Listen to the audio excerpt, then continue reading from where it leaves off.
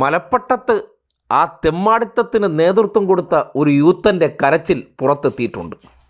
ഒന്നും ആയിട്ടില്ല, കമ്പ് വെട്ടിയതേ ഉള്ളൂ, മോങ്ങൽ തുടങ്ങുകയാണ്. നിരാശനാണത്രേ, നിരാശൻ. ജീവന യാത്ര കഴിഞ്ഞ് വീട്ടിലെത്തും മുമ്പേ തന്നെ CPM-ന്റെ കാപാലികർ അവർ ചെയ്യേണ്ട കാര്യങ്ങൾ ചെയ്തു തീർത്തു. നമ്മൾ ഇന്ന് ഉണ്ടാക്കിയിരിക്കുന്ന ഗാന്ധി സ്തൂപം പാടെ തച്ച് തകർത്തിരിക്കുകയാണ്. ഇതിൽ പെട്ടിരിക്കുന്ന വ്യക്തികളെ നേരിട്ട് ഞാൻ കണ്ടിട്ടുണ്ട്. അവരുടെ പേരുകൾ കൃത്യമായ രീതിയിൽ അറിയിക്കുന്നതായിരിക്കും.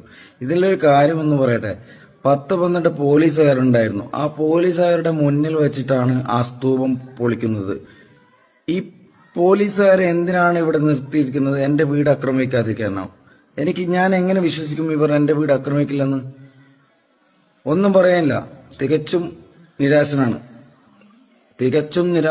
10-12 പോലീസുകാരുടെ കാവലില് വീട്ടിൽ പതുങ്ങിയിരിക്കുകയാണ്. ഒരു പ്രശ്നവും ഇല്ലാത്ത മേഖലയിൽ ചെന്ന് CPM-ന്റെ ലോക്കൽ കമ്മിറ്റി ഓഫീസിൽ വരെ കല്ലെറിയൽ, കുപ്പിയെറിയലൊക്കെ നടത്തി നേതൃത്വം കൊടുത്തതിന് ശേഷം യൂത്ത് വ്യാജൻ കൊടുത്ത ആ പ്രചോദനത്തിൽ അഭിരമിച്ചിരിക്കുകയാണ്. ഇനി എല്ലാ കാലത്തും ഇത് വെച്ച് നടത്താം എന്ന് ആഗ്രഹിക്കുകയാണ്.